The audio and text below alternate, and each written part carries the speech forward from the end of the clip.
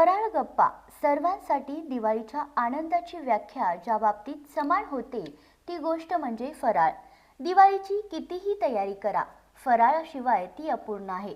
दिवाळीनिमित्त कोल्हापुरातील प्रसिद्ध ज्येष्ठ अस्थिरोग तज्ज्ञ साहित्यिक डॉक्टर पी.जी. कुलकर्णी यांचा जीवनपट फराळ गप्पा या प्रकट मुलाखतीच्या माध्यमातून उलगडण्यात आला।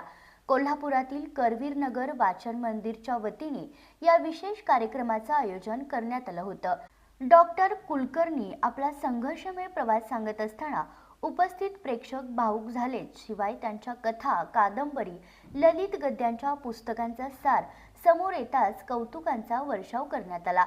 शतकोत्तर अमृत महोत्सवानिमित्त कोल्हापुरातील करवीर नगर वाचन मंदिरच्या वतीने फराळ गप्पा आणि दिवाळी अंक प्रकाशन सोहळा असा संयुक्त कार्यक्रम आयोजित केला होता। संपूर्ण सभागृह आकर्षक रांगोळी, आकाश दिवे, दीपज्योत पंत्यांनी सजवले होते। सभागृहात दिवाळी सणाचे चैतन्य दिसत होते। कार्यक्रमाची सुरुवात प्रमुख मान्यवर डॉक्टर पी.जी. कुलकर्णी, करवीर नगर वाचन मंदिराचे अध्यक्ष डॉक्टर नंदकुमार जोशी, चंद्रशेखर फडणीस यांच्या हस्ते सरस्वती पूजनाने झाली। त्यानंतर दिवाळी अंकाचे प्रकाशन करण्यात आलं। यानंतर मात्र मुख्य फराळ गप्पा या मुलाखत कार्यक्रमाची सुरुवात झाली। मुलाखतकार महेश्वरी गोखले यांनी साहित्यिक डॉक्टर पी.जी. कुलकर्णी यांच्या पुस्तक लेखनावर प्रकाशझोत टाकला। गाजलेल्या पुस्तकातील अनेक पैलू त्यांनी मुलाखतीच्या माध्यमातून उलगडले। डॉक्टर कुलकर्णी यांचे लहानपणापासून ते आत्तापर्यंतच्या जीवनावरील संघर्ष कसा होता, त्याला त्यांनी कसे तोंड दिले, आपल्या जीवनात आलेले वास्तववादी प्रसंग त्यांनी पुस्तकाच्या माध्यमातून समाजापर्यंत कसे आणले, या सर्वांचा सार मुलाखतीमधून प्रकट झाला।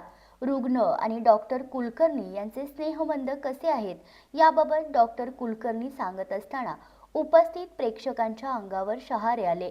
डॉक्टरांनी साहित्यिक असा प्रवास असणारे पी.जी. कुलकर्णी यांचे कार्य पाहून सभागृहात कौतुकाचा वर्षाव करण्यात आला।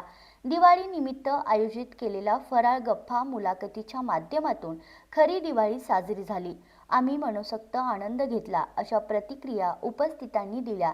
स्वागत प्रास्ताविक चंद्रशेखर फडणीस, पाहुण्यांचा परिचय अस्मिता कुलकर्णी, आभार अश्विन वळिवडेकर, तर सूत्रसंचालन वृषाली कुलकर्णी यांनी केले।